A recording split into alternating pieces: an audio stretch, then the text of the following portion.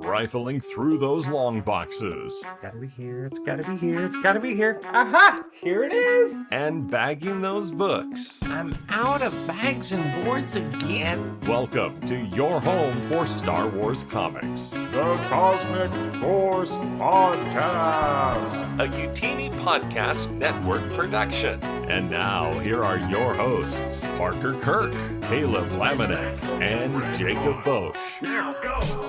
All right, hello everyone, and welcome back to this week of The Cosmic Force. We are a Star Wars comics podcast right here on youtube.com/Youtini, where every other Wednesday you can catch us talking about comics, as well as on your favorite podcatcher, Apple, Spotify.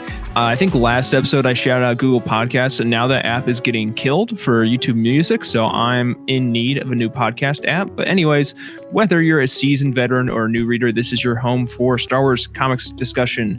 If you like what you see here and want to say thanks, you can head on over to our Patreon channel at patreon.com/Youtini. For where as little as $5 a month, you can gain exclusive access to our entire Youtini podcast network of shows. Now, I'm going to toss it over to our great friend, our producer here this evening, Caleb. Caleb, how you doing? I'm doing great. As I feel like I say every time we do this show here, but every time we do a show, it's great because we get to talk about comics. And boy, do we have a great comic to talk about here. A lot going on with this. Like, there's a lot of meat on this bones here. Like, there's it's going to be Shadows of Starlight, first issue of that. So hope you're caught up. If not, the good news is it's a great jumping on point. Isn't that right, Jacob? Stop. I think. All right. Well, we also have one other on our special guest. Well, I guess he's not really that special anymore. He's been with us for a while. Oz, how are you doing today? Hey, I'm doing great. Yeah, a special guest 3 times in a row. But I'm happy to be back. I'll be back however long you'll keep having me. Pretty stoked for this comic. Like you said, there's a lot to talk about here. So let's get in. I guess we've got some other things to clear up first, but then we'll get in. Yeah. So if you any longtime viewers or short-time viewers are like, wait a second, are we missing one of our regulars?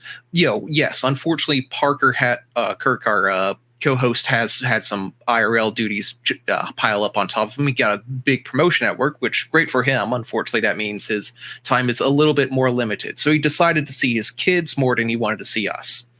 I guess that's fine. That's fine. We do not hold that against him. He's still part of the team, but he wanted to take some workload off of his Youtini production. Yeah, we definitely have to thank Parker. If it was not for him, the show definitely would have not come back, because we all meant to do it for like a year and then just got lazy and didn't. So if he was not here to kick us in the butt, probably would not be talking about this comic book right now. So thank you, Parker. And that's probably that mentality is probably why he got his military promotion. Yeah, he's done something right, I suppose. But with that, we can hop into some news because we have some today. First off, I don't have to talk too much about it. High Republic #1 got its first preview, I guess, yesterday as of recording, and it is out November 8th. So Master Keeve Trennis is returning. She looks haunted by what happened in the past couple months. If you have read Tales of Light and Life, you can kind of got a little glimpse of where she's at right now. But yeah, she's dealing with watching all of her friends die. So, just casual. Like, it does seem a little weird that, she literally just got promoted tonight at the start of last one. It's like, and then she's already mastered. It's always interesting that this is a little bit of a tangent that, the transition from Padawan to Knight is such like a big point. You cut the braid, it's a big promotion sort of thing. But in it, like always, like, oh, you're a master now. That always seems to be like a kind of a nebulous sort of term. Like, we didn't see Obi-Wan become a master in a movie. Seen anyone? I think Obi-Wan becomes a master in Brotherhood, right? And that's the only, but that's again, that's like during the Clone Wars where things don't at the really end count. Of the first High Republic book, the very first one, not Stellan, but Elzar gets promoted. Oh, that's right. But it's essentially like you've been with us long enough, you're a master now sort of thing. Yeah, it's like they were withholding his promotion, essentially, for lack of a better term. It was like he was, because Stellan and Avar already were masters at that point, and he was like getting the ability to like study the Force in the ways he wanted to, or something like that. It's been a while since I've read that book. I think that's right. Yeah, right. It's just so I guess most of the times we've seen promotions either to Knight or to Master is in the High Republic or in like the Clone Wars. Clone Wars, yeah. And both, which we're gonna get into here, are like intentionally accelerated times. Yeah. So like I just today finished Rise of the Red Blade, which is a fantastic novel, but they show in there the knighting ceremony from Brotherhood again, where like 20-something Padawans all got knighted and they totally weren't ready. And I'm sure that in the Clone Wars we see some people get masters that wouldn't have otherwise. So I assume, well, he specifically did not get the rank of master. I assume we'll sort of address that in this run, that because there's a year between Fallen Star and this, and at some point, right. So I mean, it's been about a little bit over 2.5 years since she was knighted. So right around the time, or I guess close to the amount of time between Anakin being knighted and not becoming a master in Revenge of the Sith. That was council member. Council member. Council member. Cool. Council member with the asterisks. But anyways, so that's coming out November 8th. I know we're all excited for that. It was funny seeing like at the end of the Shadows of Starlight issue, they've been doing like the checklist a lot more recently, especially with like Dark Droids had it. Yeah. But we had the checklist for the High Republic Phase 3, which has right now 10 issues of the main run and then the 4 issues of Shadows of Starlight.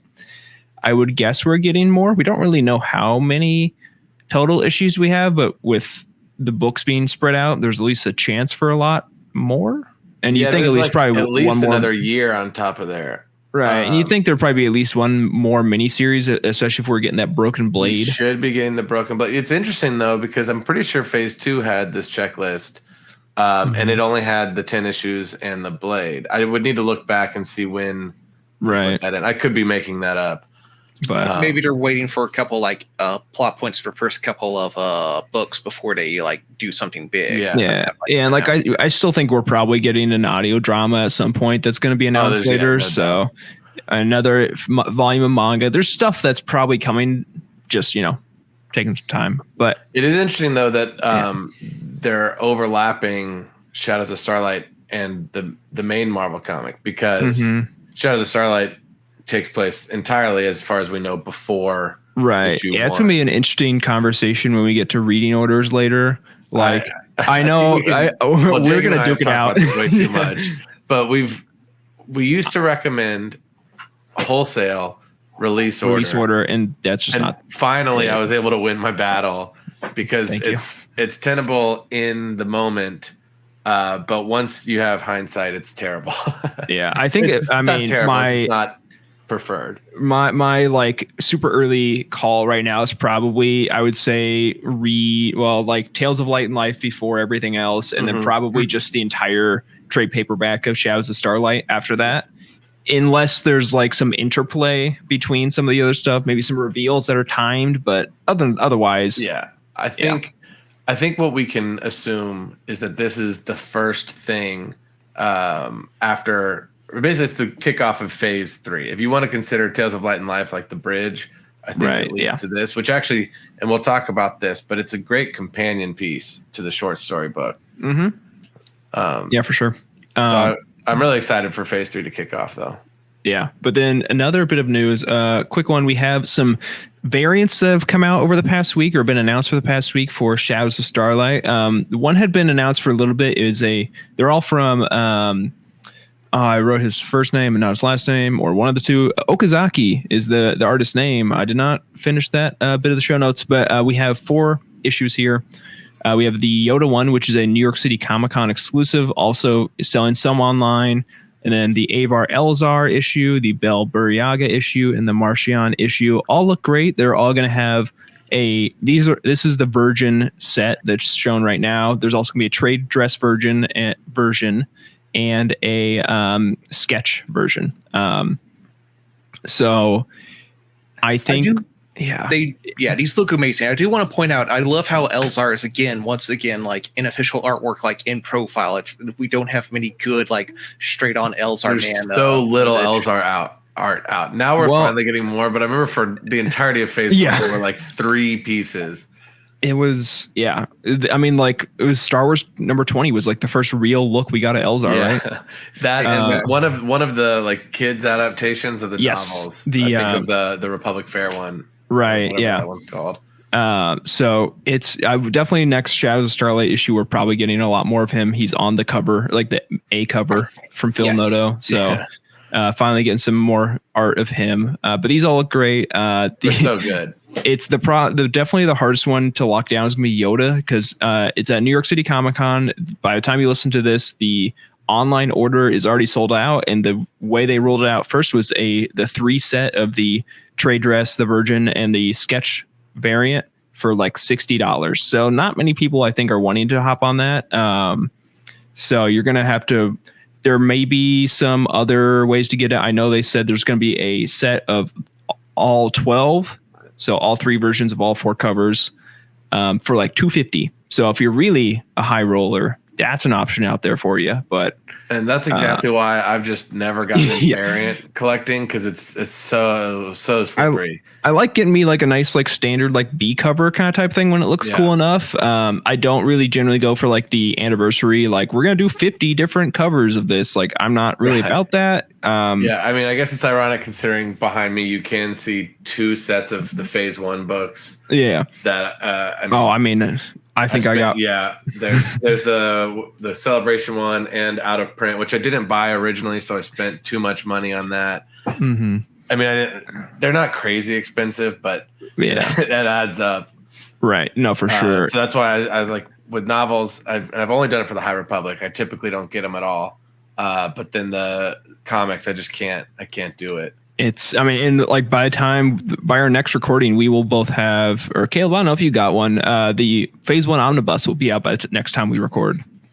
I'm like, I can't justify spending like that much on something that I already read like 3 times. Right, I know. If I read covers, like these are like the comics I've read the most. Don't get me wrong. Mostly because of doing the show and like, all the tie-ins there. But my Lord, like, see, I think that's how I justify it, because I'm like, I've invested so much time, I deserve a treat, right? But speaking of covers, I think Jacob and I both forgot which cover we ordered. Yeah, because there's the Phil Noto one, which is bizarrely the issue 15, like Starlight burning down one, and not the issue 1, everyone's happy looking one. Yeah. So that's kind of bizarre, a bizarre choice to me. Where it's going. And then the other one is an Ario cover. I think it's like a variant for like one of the first 4 issues. I can't remember which one it is. It's one of the Drangir issues. So yeah, but it has like the Drangir or something, and Skier and Tarek and Sarah and Keeve. Yeah, so which is that also the one where Skier's lightsaber? Yeah, is that the one where Skier's lightsaber color is wrong, or is that a different cover? That's hilarious. I can't remember. Yeah, neither are what I would have chosen for the omnibus, but I think that I went with Ario's just because it fits. It's got the main characters. Yeah, I think so too. The problem is like I don't know if I've talked about it on this podcast, but the way I love and hate the way my store does pre-orders. Like I'm in a special Facebook group for like the regulars. And every Friday he before final order cutoff, he'll post just a Facebook gallery of here's everything you can order, and you just like the things you want, and he like orders it for you. Oh, so it's like that awesome. Feels so off the books. It's so awesome and so terrifying at the same time, because you can be like, I just spent $125 on an omnibus. Yeah, true. So. But it's also nice because I can like easily order like the cover price variants that way ahead of time. But yeah, so like it was just a like on a Facebook post, and also this thing got delayed a bunch. I have no idea what I ordered. Yeah. Hopefully I didn't order it twice. Because he probably reposted it after it got delayed. So it's like, I got 2 omnibuses for you. Like, oh God. But anyways. Enough with news. What all have we been reading as of late? I know, Oz, you said Rise of the Red Blade. I finished Rise of the Red Blade. Loved that book. And so actually, speaking of buying omnis we don't need, I think it convinced me to go and finally buy the Charles Soule Vader omni. Good. I'm going to call my shop tomorrow and see what kind of deal he can get me on that, or I'll just buy it on Amazon. Support your local comic shop if you can, but I understand sometimes pricing makes that difficult. You can at least go to like in stock trades or yeah, exactly. They're typically if you get to know the guy, they get it at a cheaper price, so usually they'll sell it to you at a discount. So yeah, I'm gonna pick that up because I haven't read that in a couple years, and it's really good. And the main character of Red Blade debuted in that book. In fact, the epilogue kind of adapts part of the comic run there at the end, so it was a cool crossover. But that's all I've been reading. Yeah, really, it was funny. I was like flipping through my physical copy of Shadows of Starlight today, and they have an ad in there for the Soule omnibus. Oh, nice. So okay, good. It shouldn't be hard to find. Yeah, man, I just really dug that book, and it's perfect timing, like I said, because there's so many parallels between Phase 3 and the Clone Wars era that I'm excited to talk about. Yeah, I personally have not I don't think I really read anything in the past 2 weeks for fun. I'd finished. Oh God, what was the? Yeah, I don't think I really have anything, honestly. I was saying, Parker. We already touched about Parker not being here, but I am about 9 hours away from finishing the final book of the Mistborn trilogy, or the first book of the final book of the first trilogy of Mistborn. So then there's only like 40 more books to go, right? Yeah, essentially, like there's at least 5 more like Mistborn books after that, but it's set in the future apparently, so I don't have to worry about it just yet.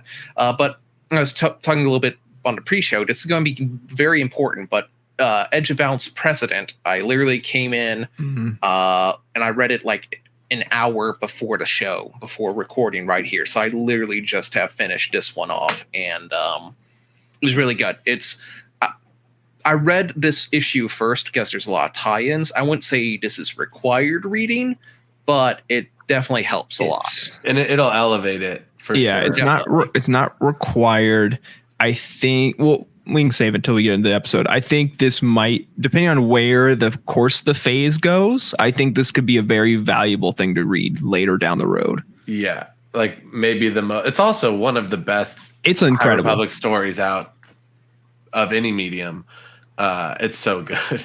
But yeah, if you read, should we? Oh God, there are so many directions we could go with this. I guess we talk about the creative team. Yeah, the creative team on the show notes. We have this first issue of Shadows of Starlight is written by Charles Soule. The pencils are from Ibrahim Roberson, and the cover is by Phil Noto. So yeah, and Oz, what are we looking at? We talked about it a little bit earlier, actually, but what is this miniseries exactly doing? So yeah, it's just we're kicking off Phase 3 here. I really like that they're doing it this way with a comic to sort of catch you up, because we knew that there was going to be a 1-year time jump. So this book is basically like, here's what happened in that year since. It's a great jumping on point. Yeah.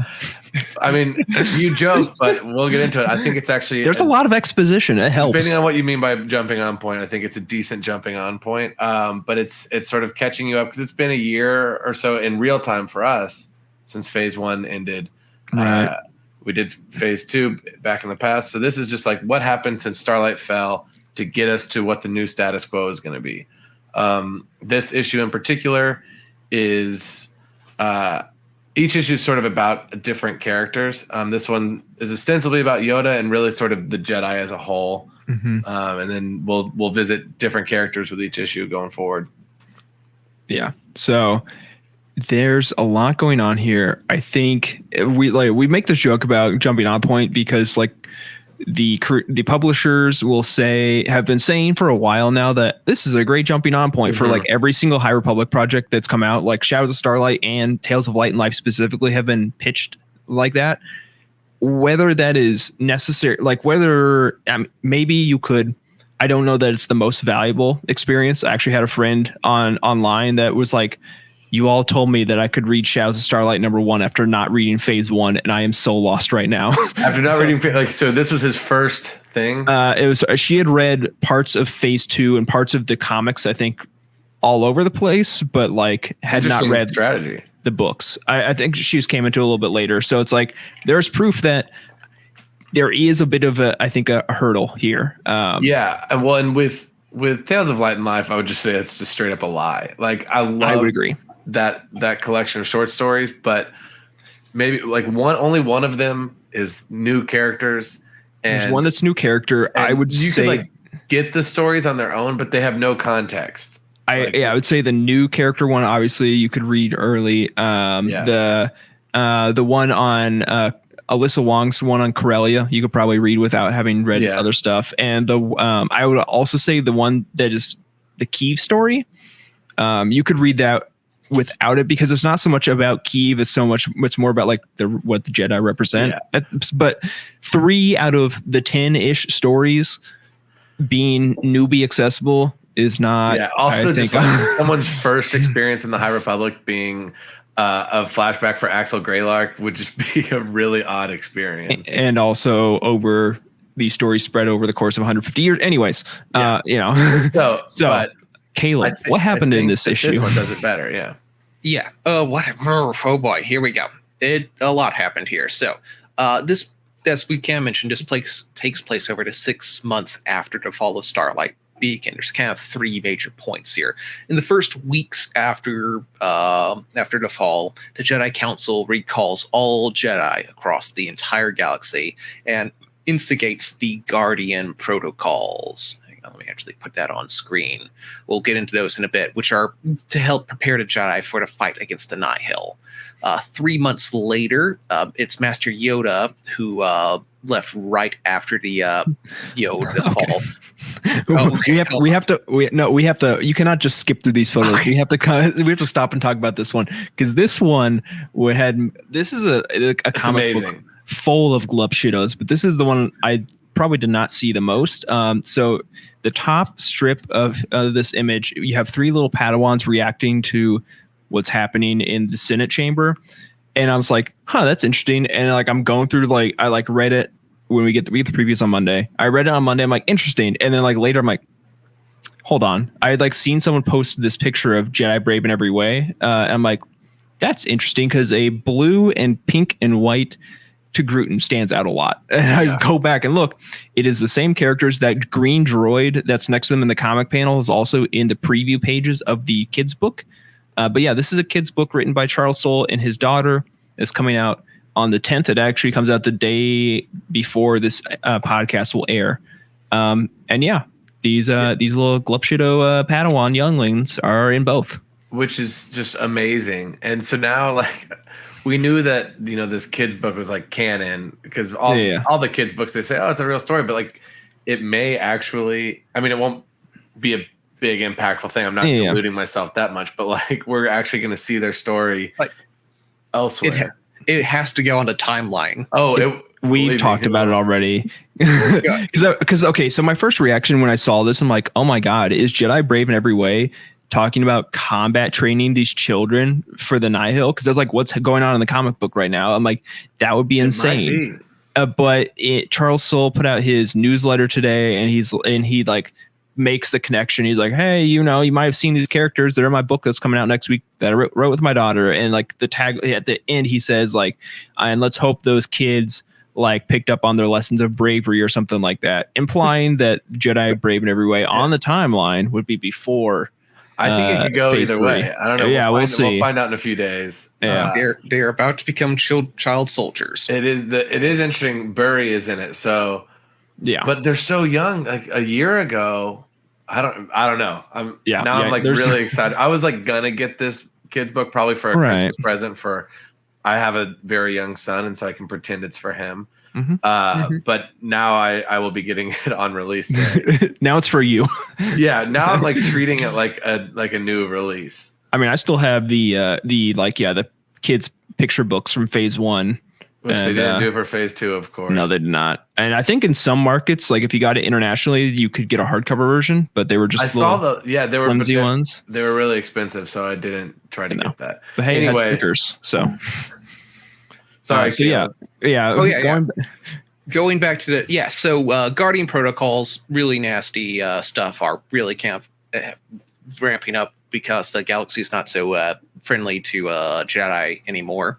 3 months after the fall, after 3 months after the fall, Master Yoda finally returns, and he comes with him a cloaked visitor. And as this cloaked visitor is radiating like darkness and evil, this one is Aslan Rel, a former knight who encountered the Nameless and dedicated himself to learning all he could about them, even if it shattered his mind and led him to the dark side. Like, that was a pretty gnarly reveal. I do sometimes feel like it's a little like, look, I haven't washed my clothes in 30 years. Exact same thought. I was like, is it burn? Is it blood? Is it both? Is he just dirty? I just like to picture he was like, oh, I'm gonna go meet the council. I got to put these old robes on for this. But for like, either like I haven't washed it in a while, or I'm going to run it through the mud a little bit. Yeah. Like I don't. Like it was the mud of Dalna. You know, it was a very muddy, rainy battle. I don't know. So it takes them like 3 additional months. So 6 months later, Yoda does finally manage to like heal up and put his mind back together so they can finally get a lead, a star compass on the planet Travix Prime that will lead them to the home world of the Nameless. So, Aslan finally did find a Nameless, but Mr. Rail, Knight Rail here, used the Force to manipulate and make this ship they arrived in crash into the city, destroying the compass, forever sealing off any path to unleashing the Nameless. As he reveals some probably like one of the most horrifying things I've seen in like a. It was really creepy the first time I saw it, and then I noticed like it was the glasses were like drilled into the side of his head, and there are holes left there in his temples, and it made it even more terrifying. Yeah, it's awful. So for those who might not remember, this is like right out the gate into phase 3 is kind of concluding the biggest cliffhanger from phase 1. Was the end of Midnight Horizon, a young adult novel, which is a sequel to 13 children's comic books. But we don't need to get into the cross medium stuff because we've already talked plenty about that. It is unfortunate, in my view, that such a big important thing was put at the end of a YA book. Nothing against YA books, of course, but just the path you have to follow to get all the big story beats is complicated. Like, I will admit, I totally forgot about Yoda coming back and having someone else with him. I remember Yoda came back, but I totally blanked on it, and he had a secret visitor. And we have Reith kind of alluding to like that plot line in this comic book to again catch people up that haven't read Midnight Horizon. Oh, it's the guy who was with Yoda after the Battle of Corellia. Yeah, and there's so many theories over. Like, I heard people thinking it was Tromac again, or people said Tesseric early on. Yeah, Tesseric, or like all these different characters, and it's like, or there was a character in the Tempest Runner that was like singing the lullaby in the jail cell next to Lorna D. Like, there's all these like crazy things, and then it's Aslan Rel, which is crazy because it's been 150 years since we saw him, and he is human, as far as we know. As far as we know, he does say like, one of his line, when I read it, I'm like, I guess like it's the dark side that's preserving him. And he literally says that. Yeah. We reread it and I was like, the dark side has given me time. I'm like, oh, so literally, yes. And I mean, if the dark side if Maul can survive through anger, then I'm cool with it. It doesn't bother me really. Isn't an issue at all. It's like, it's not the wildest thing that's happening here. So, I was sort of bummed that it happened so quickly. One, because it was just a big thing. I thought we were going to tease it up more, but also for the past at least 6 months, I've been meaning to revisit Midnight Horizon just to for that moment, kind of at the end. I could have just listened to the last few chapters, right? But I had other reading, so I hadn't gotten to it. I was finally going to do it this week, and then I read this issue. I was like, oh, I guess I don't need to come up with theories anymore because there's the answer. I did start re-listening to it. Just I've heard the knighting part at the very end with Reith is a very good audiobook production. Great. But, I think I remember Corey saying that like 2 years ago, but there's a lot going on in this issue. I mean, so anyway, it's a follow up from Midnight Horizon, and then Aslan Rel. If you haven't read phase 2, you've missed him entirely. My phase 2. So Caleb has precedent up right now, the manga, which is a really good way to get some of his story. I definitely I've told a lot of people, I think if you're only trying to get a chunk of phase 2, read the 2 YA books, Path of Deceit and Path of Vengeance. You really get a lot of him in Path of Vengeance, or at least a decent amount. At one of the flashbacks, Caleb, I guess image 8 in your little deck, that is basically ripped from Path of Vengeance, where he's going through the tunnels with Maddie. And he's encountering the Nameless there. So that's kind of a flashback. You're seeing more of this perspective also in the manga. But yeah, that's kind of his experience that really kind of shattered him going forward into where we are now. It's interesting how this one comic, this reveal already gives us a new perspective on what's important in phase 2. I mean, I was already a champion of the 2 Path books because they were my favorite of the phase, and they felt more important, and now they are. So because phase 1 you could just do the 3 adult novels, have a good time. I think, and that's got your sort of umbrella there, whereas I think that the YA ones do a better job than Convergence Cataclysm. We already knew they were gonna be really important because of the Rowe family. I'm like, that's in the Rowe family and the Nameless. That's going to be the important thing to take out of this. And then Aslan Rail pops out. I'm like, oh, yeah. All right. He's also, this keeps on topic for comics. He is Quest of the Jedi. He is in Quest of the Jedi, which did eventually come out. And it's solid. It's most of the book is a even further flashback. Right. But he's the framing story. With, Barnabas Vim. Vim, the original character from the High Republic. The literally the first piece of concept art I think that came out was of him. But yeah, so we have that. Aslan's a super interesting character. I don't know where he's going to be going. When we're talking about so when we're talking about the compass at the end, this is another phase 2 thing that's important. The compass that leads him to the Nameless. So this is a story from Quest for Planet X, which was the second middle grade novel with the Left Bucks. Das is the kid. Yeah. Who's he goes on this journey with Rupert Natani, a Jedi, and Sky Graf, a Graf family member who's not a scumbag, surprisingly. And the 3 of them are around the Battle of Dalna being we're going to find, I don't remember what the, why they wanted to find it was. It's because his dad's ship was crashed there. So we want to go back to Planet X. And Das had been there before. Yeah. And they had this magic compass thing that could attune to places in space. And Rupert has Force abilities that were really useful for that. And so they're trying to find Planet X. And because of the plot of the book, they don't make it there. But that is the compass. Spoiler alert.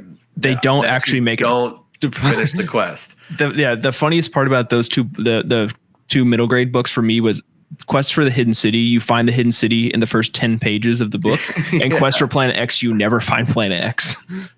But yeah, Planet X actually was a surprising solid read. I enjoyed it. No, for sure. Books. Everyone knows I, in general, like middle grade books more than most people do. It's where all my favorite glups are. But Planet X has been my favorite of the 5 High Republic ones, and now it's coming to fruition. I wouldn't call it necessary reading, I don't think. Yeah, I mean, we're probably going to get in the course of phase 3 why it was important. They do mention Spence and Das at some point in this issue. Yeah, it's when Aslan's flashback to being in a bar, basically. Yeah. And he was trying to track down the compass himself. This is making me realize there's a lot of phase 2 apparently I missed or haven't caught up. Yeah, you're getting there. You said you were at Battle of Jeddah right now. Yeah, and eventually I'll get through there. Which Battle of Jeddah is most of phase 2. Right. It's so true. We have this. We have another. I guess that's mostly of the Aslan stuff. We have another glup. Several more glups. We have Amadeo Azazo, who is from a Tales of Light and Life story. And I think my guess, because that was written by Lydia Kang, he's an original character. My guess is he's going to be in the Insider short stories for phase 3 because she is also writing those. And he leaves on a mission very short in Tales of Light and Life, very shortly after. It actually doesn't really make a whole lot of sense, I think, timeline-wise with this, but it's fine. Did we confirm that this is Amadeo? Yeah, Is it called by name? I already forgot. It says, "Don't worry, Amadeo. No one's putting us through the trials anytime soon." It's right below the younglings. And then also next to him, another crazy glove shido, Addy Sun Z, who is the protagonist from the High Republic missions for Tales from the Galaxy's Edge, the VR game. So she was a Jedi on Batuu, a Jedi Padawan on Batuu in like I would love to hear if anyone listening to this or watching this has played that. I have an Oculus headset right here. It is the wrong Oculus headset. Oh no! Basically, after I bought it, they discontinued like development support for the Rift, and they're like, this is a Oculus Quest exclusive, or I guess MetaQuest at this point. That's why I haven't gotten into VR yet, is because I just don't feel like the content's there yet. I still got to play Vader Mortal, which is a great game. It's awesome. 3 games. Played a few things. And I played Squadrons in this. Is one of the most insane experiences because I have a joystick too. It's wild. I have not done that. I did get to play the speaking of obscure stuff, what's it called? Servants of the Empire. No, that's the book I really like. Yeah. Oh, I know what you're Shadows of the Empire. That is now sunset as well. You can't access that story at all. So sadly. So yeah, another crazy glove shido with Addy Sun Z. That's such a deep pull because we didn't even know, I think, when that story took place, and it might be in timelines. It might be in timelines. Addy is in. We know it's phase 1, I think. Oh, did she get named vaguely? She is also in Chronicles of the Jedi. And I want to say she was like a Wikipedia mentioned only characters in a few phase 1 things, but not pretty glubby. Caleb, if you want to head over to image 4, we have, speaking of, Ozbine, the Charles Soule omnibus, Kirak and Fila, who, if you don't remember, this is from Charles's 2017 Darth Vader run.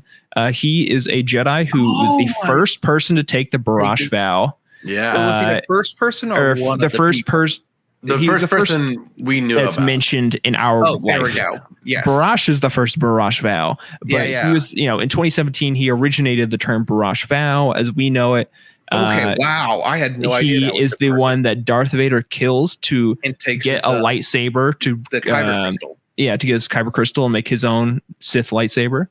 Which, that alone probably makes him the most, canon significant character in the High Republic. He's very, save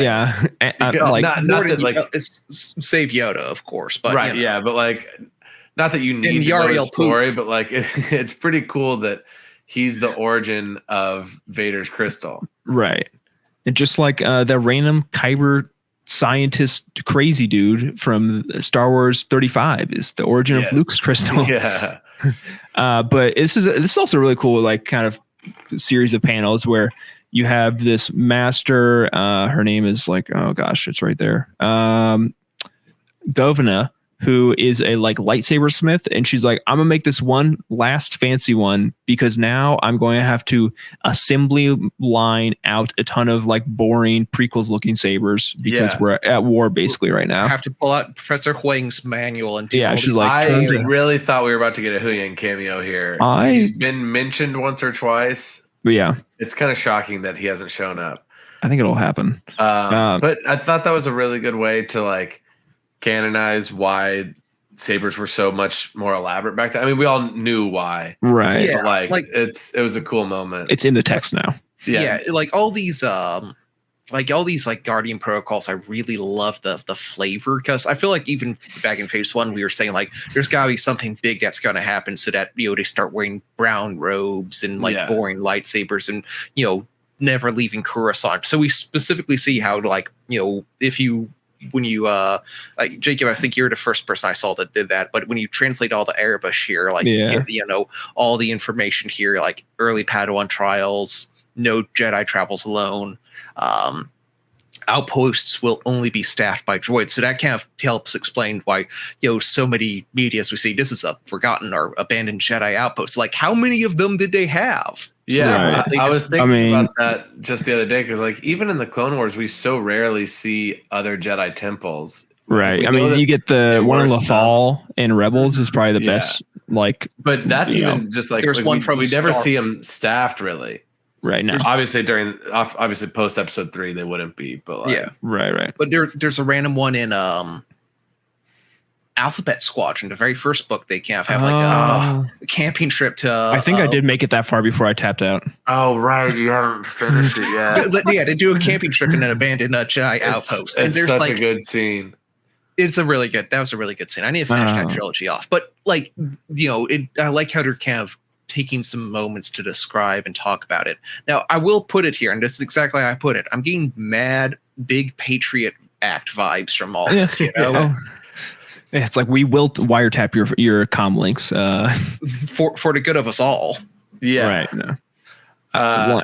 It's Like, this, do this is you think they're going too far with this, or like I don't know? I mean- How do you guys feel about these? I mean, making it Oz's like Clone Wars comparisons. Yeah, this feels like less extreme for honestly. This is than the that. page that I was like, oh, we're Clone Wars now. Like Yeah. this is exactly the quicker knighthood training or whatever, you know, give younglings real saber training. They put Ahsoka in the war when she was 14. Right. This all feels so much like that because you know those three the panels of the 3 kids book kids, they're like, I don't think we're ready for that. Whereas in the Clone Wars, it's just like no hesitation, y'all are getting in there. Yeah, like a Brotherhood with a Mill. Yeah. Yeah, Who is crazy. still Also alive. in Hyperspace Stories number 4 or something like that. Yeah. So Caleb, I want you to hit the next image in the slideshow. I do have to say something a little sad here. Not that one, other way. Yeah, there we go. Oh, Okay, yeah. so we have Addie Sunzi and Wreath again, great combo. And they have this little that says "For the Jedi," I believe, in Arabesh at the top. Or Yeah, no, that is what it says. or that's a Makes sense, P at the end. Oh God, for the something. Oh, see, Jedi is For the what Lost. For the Lost. that's Oh, what that it is. makes so much more sense. I just assumed Jedi because Yeah, I did too. I can't But read anyways, Arabic. so Yeah. I have enough that I can like recognize some letters and start to kind of like decode it in my Yeah, mind. exactly. Yeah, it's just like it's a cipher. Yeah, Yeah. so this is a panel of Jedi that were lost after the fall of the beacon. At first, I thought Blue was alive and Red was dead, but I think it's Red confirmed dead. Blue, we're not sure because there are some that are definitely dead, like Obertuck in the top Yes, left. dude, yes, He's very dead. Yeah, but all that dead, was in Eye of the Storm. That was But they don't know. metal. Yeah, Yeah, that was so- sick. And we know Skier's dead from the previews, it seems. But okay, so a lot of this is concept art that they just like plugged and played, like Yeah, the Lula, Avar, pretty much all of them actually. Yeah, almost every single one. Buryaga. Comac, Buryaga. Oh God, who's the far right? Orbelin. Orbelin and the dude above him. That's also Porter Angle. Porter Angle. Porter, yeah. Yeah, Stellan. It's like Skier, almost all concept art. The problem is in the very top right, that is Reginald Cole, a big Glupshido that for most of Phase 1 had no visual representation until I think Chronicles of the Jedi was the first time he got drawn anywhere. The problem is that is a concept art, but it's not an official one. It is a fan ripped concept art.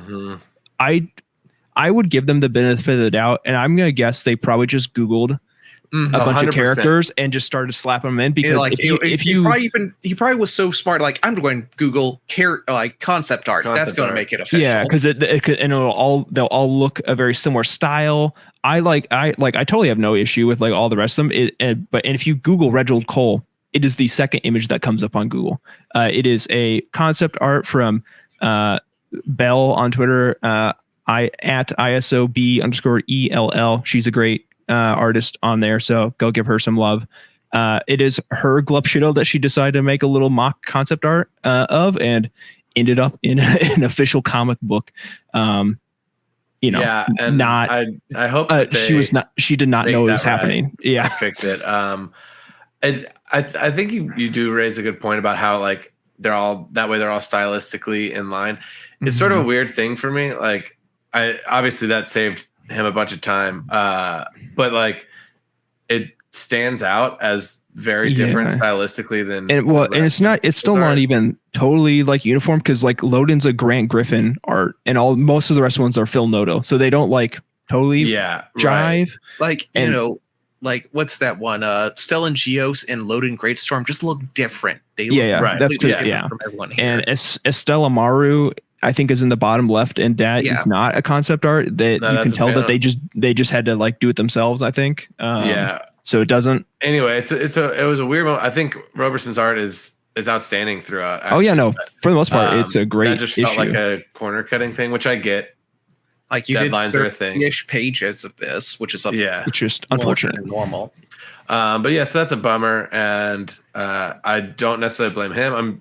I'm not surprised that the editor didn't catch it because they wouldn't necessarily. We've seen much worse trace jobs and stuff like that in Star Wars comics. That's like not to say that it shouldn't be righted. Yeah, no.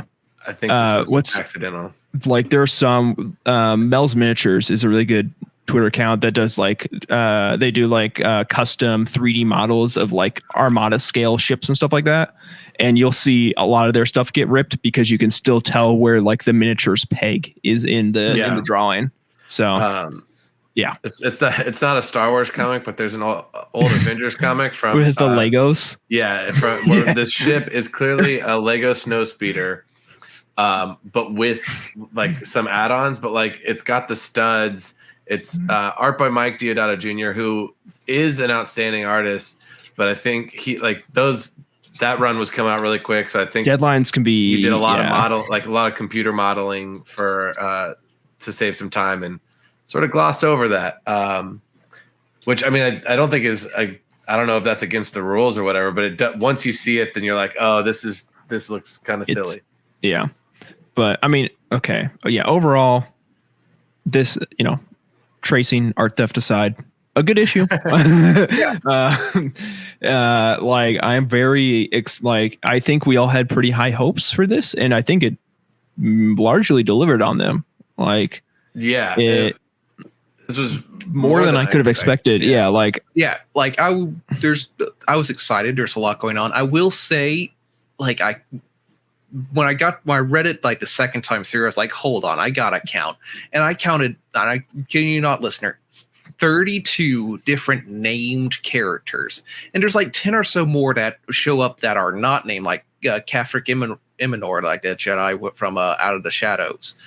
Like there's just a lot of names here. Some of them are not actually important. Like they list, it's kind of nice that we have the entire Jedi Council now like named and like organized here, so we finally have like a names for all of them, but like they're like you gotta take this issue with almost a little slow because there's a lot of very dense information they're throwing at you.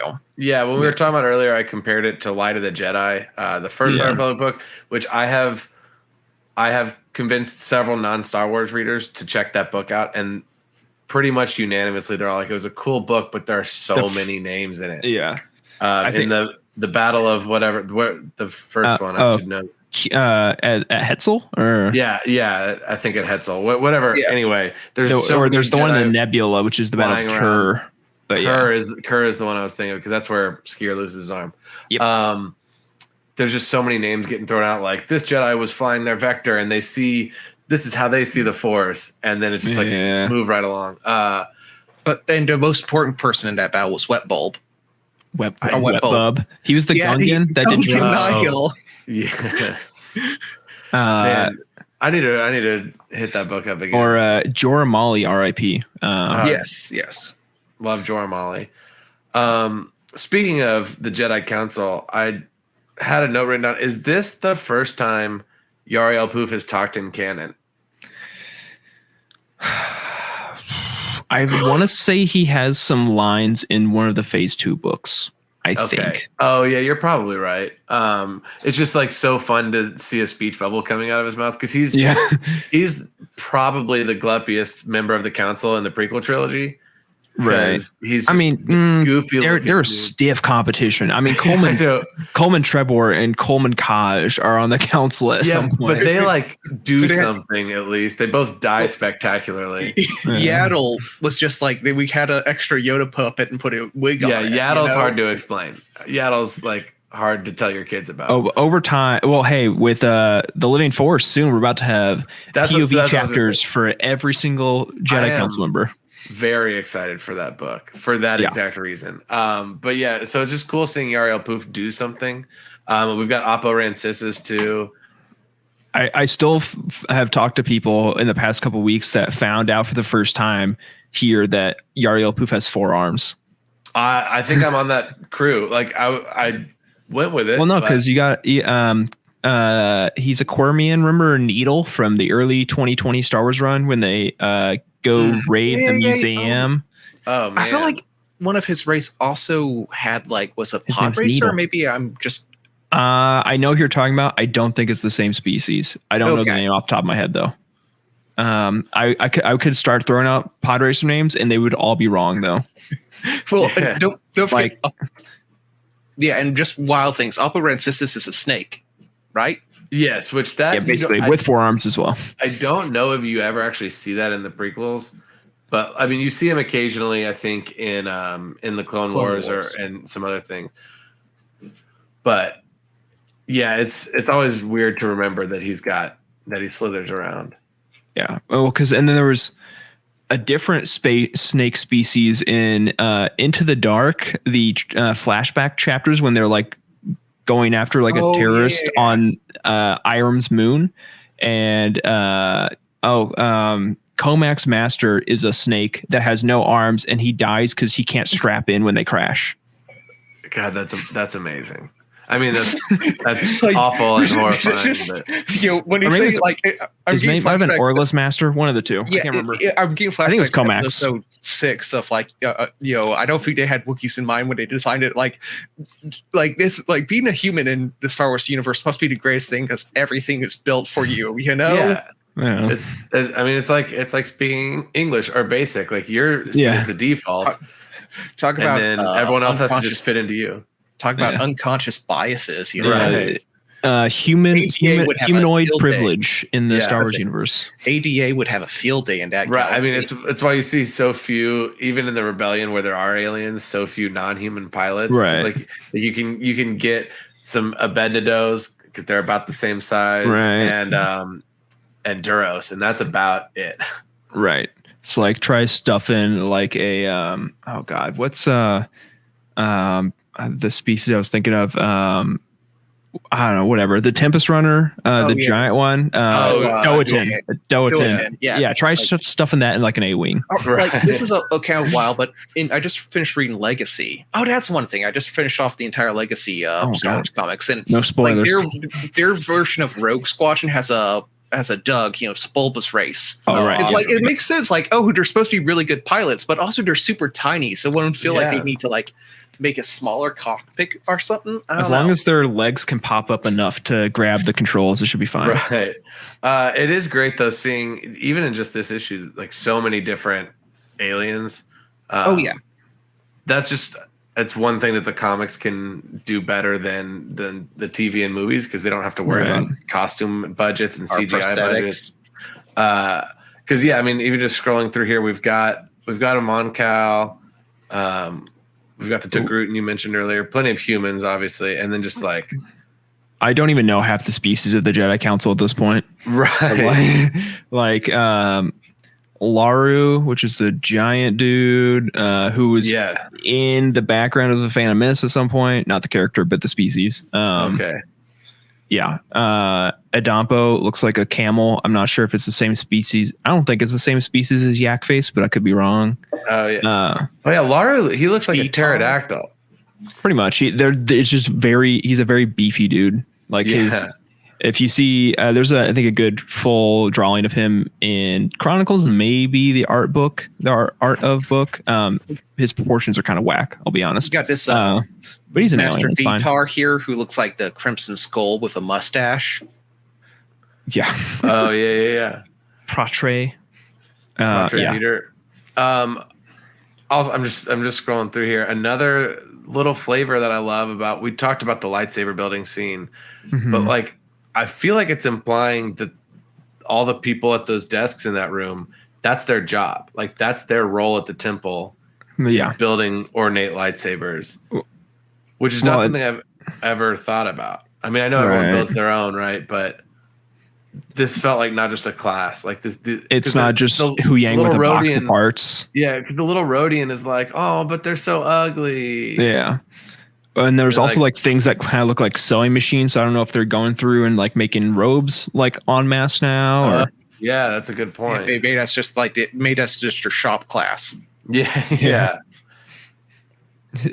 But yeah, overall, really cool issue. I don't know. I just have so many questions on like, where does Aslan's story go from here? Is it developed through the rest of this comic book? Is he the through line of the comic book somehow? I was about to say, like, do we feel like he's like a books? Do we feel like he's going to be a major villain? Because he can't just did his big master villain play of like, look, I blew up the last way we can get to these people. I'm so evil. So good. You mentioned that. Right.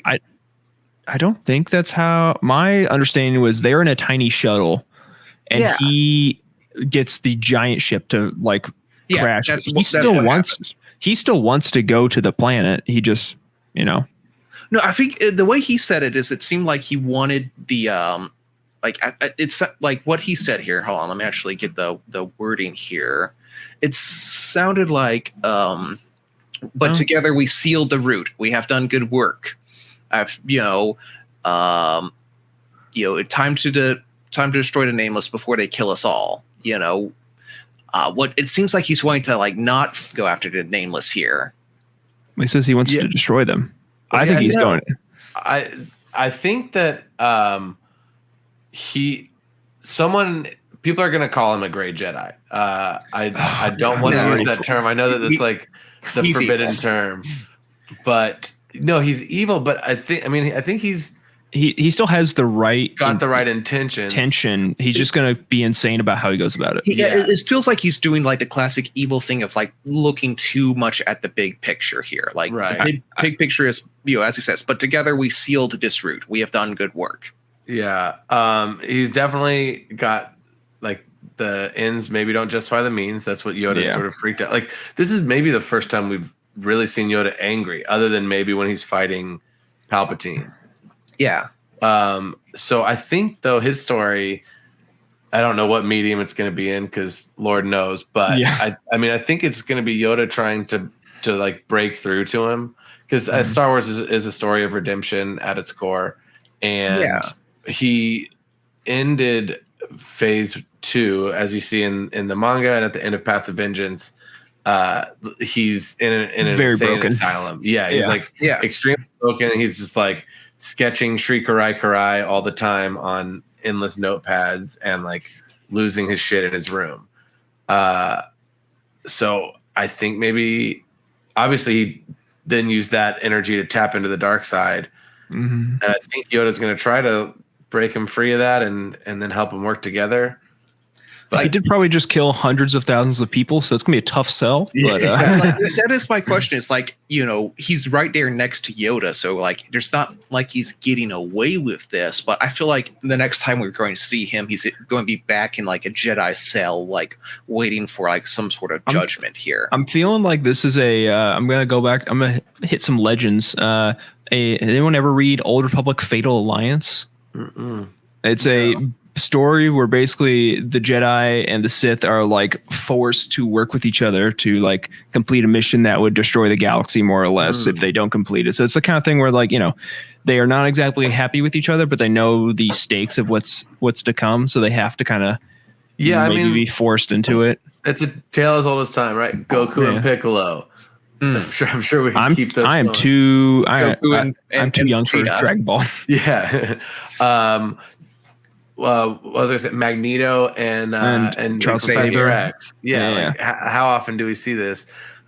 You're right though that like he didn't just like do a bad thing. He like did terrorism. Speaking of Patriot Act, you sometimes to make an omelet you have to destroy an entire population center. Right. From orbit. but I'm liking that we have lots of potential factions because we have, still the Nihil. We have whatever Aslan might be representing at this point. You have seemingly the Children of the Storm is a new group that I think is going to be in the main Marvel run.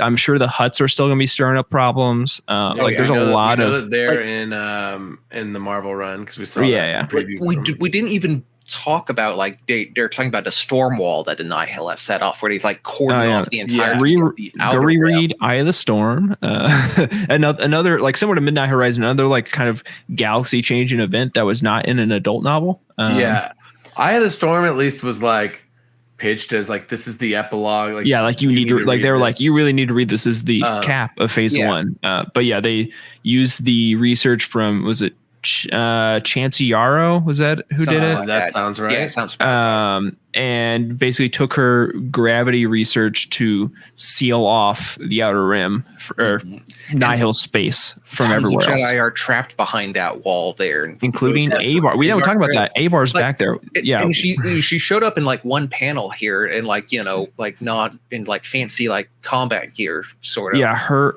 and Elzar are on IRAM together when the call comes back to send everyone back to Coruscant, right after the Fallen, or I guess. Yeah, pretty much right after the Fallen Star. And he goes and she does not. And we don't know what happened, but she is shown to be hidden or stuck behind the wall. And she's on the list of missing on the For the Lost page. Lily Talasona from the original first 2 books of the thing, she did that too. But when I first read Tora Hossie, yeah, she stays behind on Banshee. But when I first read it, not even that far, into it, it's that doesn't make sense. But now that we're finally in phase 3, it's that is a lot bigger of a thing. I didn't realize they were sealing it off so she wouldn't be able to leave. And one other manga character I'm really interested in what's going to happen with them is Arkoff, because Arkoff was buddies with Aslan and tried to stake Aslan through him being in an insane asylum, and he protected him from the bounty hunter that came after him and all this stuff, and really was deeply invested in what happened to Aslan. And at the end of Precedent, in because Precedent has a framing story that's in phase 1, Arkoff's okay, we I don't remember exactly how it ended, but he's it's him and Sav Malagan. Ready to go off on an adventure, and Aslan is alive and he does not know that right now. Yeah, that's a really good point. And so I think that we can make some predictions on different media. I think that story will be in the manga. Yeah, what if Aslan's story goes to the next manga volume? I think that. Do we know who's writing volume 3? No, it hasn't even been announced. At the end of volume 2, it says volume 3 coming soon, which we thought for a while was Precedent, but maybe it's not. Still could have been referring to Precedent. I don't think. We'll ever know. The database team on Youtini had so many issues with how to name Precedent for a long time. I remember it went through a few iterations before we settled on what it was going to be called. Kind of like the Dr. Aphra 2 omnibus. Oh God. Yeah. Star Wars and traditional publishing don't always agree with what to call things. By the same terminology. It's one of those things that were they could have said coming soon volume 3, and then they were actually let's just call it Precedent since it's phase 2, and they're but we already published an ad for it. But I think what's kind of odd is that this is a Marvel comic and it doesn't seem to be setting up the Kevin Scott Marvel run at all, because we don't see Keeve or the twins. Or any of those characters. Skier, I guess, gets a mention on the missing. So I think that it'll be pretty separate. But I grabbed my volume 2 at the very. Keep in mind it came out I think after the last book, but before Edge of Balance, because it also came out twice digitally and then physically.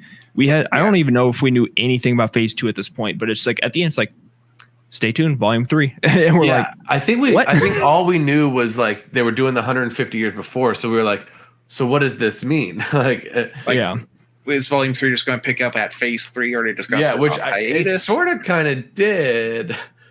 So did you ever watch Lion King 1.5? That is that is precedent. That's the interlude chapter, and Arkoff is gonna go off and do his thing. It's a Edge of Balance Gaiden, the side story. Right. Oh gosh. So yeah, I think that the Marvel run will do its own thing, and then I got to assume. I mean, some people have already read The Eye of Darkness because it's not any of us. Review copies are out. Yeah, I have not read it. So I got to assume it picks up maybe like Avar Elzar's story. Maybe we also have the Insider short stories, which we know so many people read. It's basically just us. You should check those out. They're good. They're really fun. Part. You can read them for free on Libby usually if you have a good library. Yeah, shout out to your public library. I got a library card 2 weeks ago. So I got mine. I'm not going to dox myself, but I'm on the Libby team. Yeah.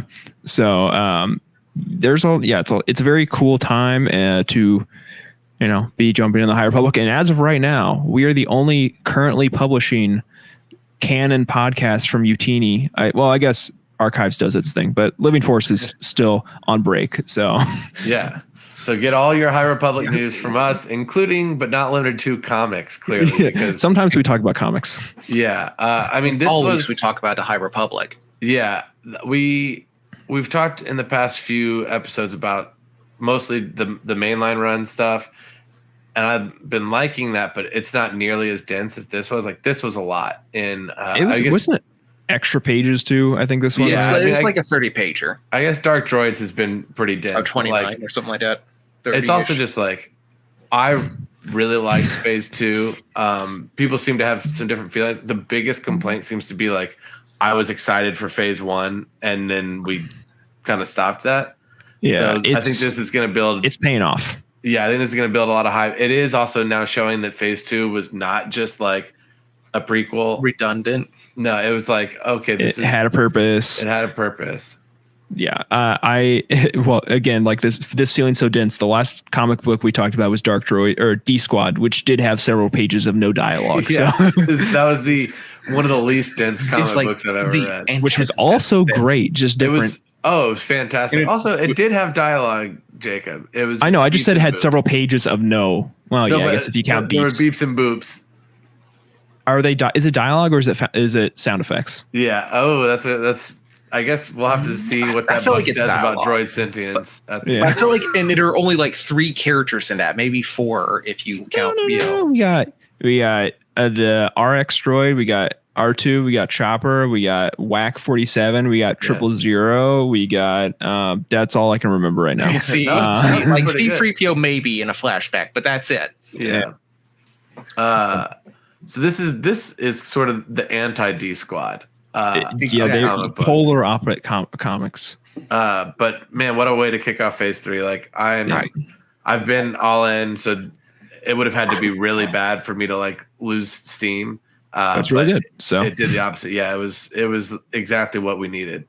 Yeah. Like I am now ready to go back into Phase 2 and get caught up and actually like. Yeah, and I think that for those people who maybe fell behind on Phase 2, it's really easy to do. I was like 3 months late on Path of Vengeance. Take your chance to do that now. If you're just talking comics, there's only like 23 total comics. So it's a pretty quick read. 22 actually, I think. 10 plus 4 plus 4 plus 8, right? 22, yeah. Oh, I forgot about. Oh wait, no, 23 with Quest of the Jedi. Yeah, okay. So yeah, 23. There's not a ton, is what I'm getting. Yeah. The number's not. Or if you really liked Phase 1 and you sort of tuned out because Phase 2 was a little Jedi heavy, check this out. You'll be fine. Read the manga. It'll add to it. And if you really outside of Phase 2 things, also for Phase 1, like catch up, read Chronicles of the Jedi. Jacob has been a big proponent. I got another person, I think, last night to buy it. So the fancy one? No, probably not. My fancy one's right back there. But it is a great book. It is a historical in-universe text. So it's written by a like fictional Jedi historian telling the Tales of the High Republic Jedi. It covers Phase 1. It covers Phase 2. You can read it in like one sitting if you really want. It has lots of pretty pictures. The art is outstanding. I haven't actually read through it. I've skimmed it. It's good. And it's all original art done by one artist, so it looks uniform and everything. And even this, like, I have a expensive fancy one. The regular one is still fancy. It has like a really faux leather cover and everything. Yeah. It's great. Yeah, definitely read it. And like, it's a great reminder of what happened in Phase 1. It won't tell you everything because it's like written by a Jedi, so they don't know what happened behind the scenes with the Nihil. But you're going to get a good amount of information there. The only bummer with it is the thing that plagues all reference books is that it came out, right at the beginning of Phase 2, so it has a couple Phase 2 things, but obviously they didn't want to spoil everything. It has a good amount. It's just a little more. It's a little bit more vague and less descriptive on some of it, which makes, I guess, like, you could just say, like, universe it makes sense. Have good records from 150 years ago. But I mean, every reference book you get is out of date as soon as it hits your shelf, and it does have one like thing that's just outright wrong, which is how they handled the blade. But I have theories on why, because it talks about everything happening on Bardata, but in the blade it's all on Gansevor, which is a new planet. I think it was behind the scenes. Things changed, and now we're getting the broken blade. But anyways, doesn't matter. Read that book; it's great. Any other final thoughts on Shadows of Starlight, #1? It's great. It's a wonderful jumping. I can't get that out, but no, it's fun. Like, it's definitely it's kind of exciting. I know I was ragging on it a little bit earlier about there's being so many named characters, but it was kind of like a fun test of like going back and like, oh, I remember you, and I remember you, and I remember you. It's like nice getting back and seeing these old friends again and being like, oh man, I am excited for this because I want to see where this goes here. And it's not just in the like Leo pointing at the screen meme kind of way, or like oh, look who it is. I mean, with some of them, sure, like it's Amadeo Zazo. Yeah, that's the ones who would be that kind of thing are not the characters anyone knows. It's Adi Sensi and the like younglings. Seeing Ray Silas talking about Comac still walking away from that from the Order, like that was like, I think, one of my favorite scenes of like that whole thing. Like, I loved Comac Vitus. I loved his character, and seeing him just like as such a broken person, like, I retire. I can't do this anymore. So it's a really good follow up to everything. It rewards you if you read everything, but it doesn't like punish you too. I mean, there are some parts where it'd be a little rough, but you're mostly fine. You can make it through if you haven't done everything. So, Any other final thoughts on this? Only final thought is just as I'm looking here in this first big spread of the rescue effort. Looks like there's a Chadra fan Jedi, which that's pretty cool. Yes. I'm sure they threw that in there for Daniel. So yeah, it's that's just a great species. But no thoughts. It was great. Ibram Roberson, sorry if I pronounced your name wrong, was really cooking. Honestly, one of the best looking High Republic comics we've gotten yet. I love Ario's art. I've got some of it on my wall there. But this was, I don't know how to point on a reflected camera. Yeah, it's rough. But I really like this, and I think all 4 issues are going to have different artists, which will. I believe that's correct. So Roberson, I thought, did a really good job. One thing I just noticed also on the rescue scene, I don't know how I missed this the first time. Elzar has Stellan's lightsaber on his belt. I knew he like got it from the Fallen Star, but it's hanging there. You're right. So it's a great little detail. But yeah, so great book overall. We have a couple comic books that came out over the past 2 weeks. We had Afra 36, Mando Season 2 number 4, Hyperspace Stories number 9, Vader 39, and Bounty Hunters 39. Is there any one that anyone wants to like do a quick, I really love this issue 30-second kind of spiel? I have not read any of those yet. I'm a little behind. Same. Bounty Hunters, I think, yet again, was crushing and soul sucked my soul out. But it was a good issue. The other ones were other ones I read were mostly like they're solid, but I think they're. Let me guess, Valence had a really good time. Yeah, Valence got his mind wiped, so yeah. The other ones are definitely like yes. The other issues are more like kind of a setting up phase to like the next probably couple issues are going to pop off. So didn't leave a crazy impression on me. But for next 2 weeks, we have some good options. And I have a pretty solid idea of what I think we should do, because we have Dark Droids number 3, Mando season 2 number 5, Star Wars 39, and Obi-Wan Kenobi number 2. So my proposal is we do double feature of the adaptations. That's no, right. Double feature of Dark Droids number 3 and Star Wars 39. I think it would be a good time, because it's been really interesting seeing the tie-ins between play with the events of Dark Droids. Like seeing droids getting yeeted off to join D Squad, and everyone's kind of going through it with the Scourge right now. I think it would be a good time.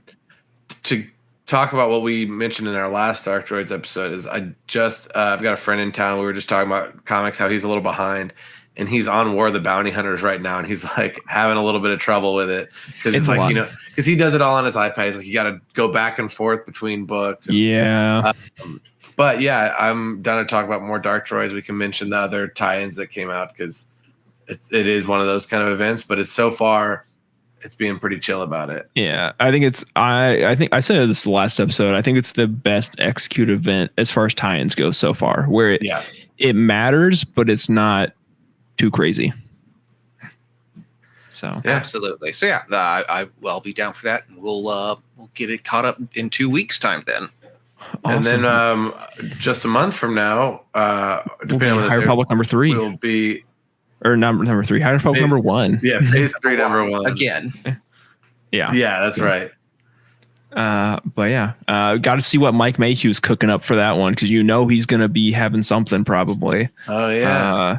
He did a ton for phase 1, but he did one for number 1 of phase 2. So we'll have to see. Hopefully it's not a human. I don't like his humans, kind of scare me sometimes, but give us a Marchion cover or something. I am really hoping, like I'm very much looking forward to issue 4 of this mini to get the Marky and Rose story. I was looking at this, and part 3 shows Belle getting knighted, it looks like, with a yellow lightsaber blade. Yes. Right? Because that's another weird. Okay, I'll really quickly. It was so weird about Tales of Light and Life that they literally like never mention his other master, who was like comatose at the end of the Fallen Star, Indira Stokes. Yeah. She's like half dead, and he does not. I think her name comes up in passing once in the entire story. I'm like, I mean, he's been pretty much stuck on Loden for a while. Yeah, like I understand that like he's gonna be the more important thing, but like the fact that she was almost dead and he doesn't think about her at all is kind of weird to me. Anyways, she had a yellow lightsaber, so maybe it's her. Maybe she did not survive, and it's just like Agra Soleil, one of the random council members, has a yellow lightsaber, who is actually I think was the 125 variant for this issue. I don't know. Anyways. All right, what a pull. Crazy stuff. So with all that said, that'll do it for this week's episode of The Cosmic Force. Don't forget to like and subscribe to the show right here on YouTube, and we encourage you to subscribe to our audio version on whatever podcast platform you prefer. You can follow us on Twitter and tweet at the show at Cosmic Force Show to stay informed about everything with Star Wars comics, or you can follow the hosts individually. I'm at Jacob Bausch.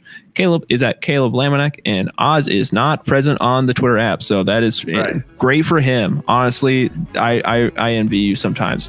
For reviews, articles, and news for the rest of the wide galaxy of Star Wars, be sure to visit Youtini.com. You can join our Discord community by going to Youtini.com/Discord, and you can help us out and support the show through Patreon at patreon.com/Youtini and start receiving exclusive perks starting at just $5 a month. A special thank you to Brian Dooley, Earl Q, Carl Sander, Zach W, and Michael Fry, and Raymond Bazinski on our Jedi Council, and James T, Ashley Ingalls, Colton Fife, and Chris Carrizzo on our Alliance High Command for their awesome support. Thanks again to Caleb and Oz, and thanks to all of our listeners. We will see you back in 2 weeks talking about Dark Droids. May the Force be with you.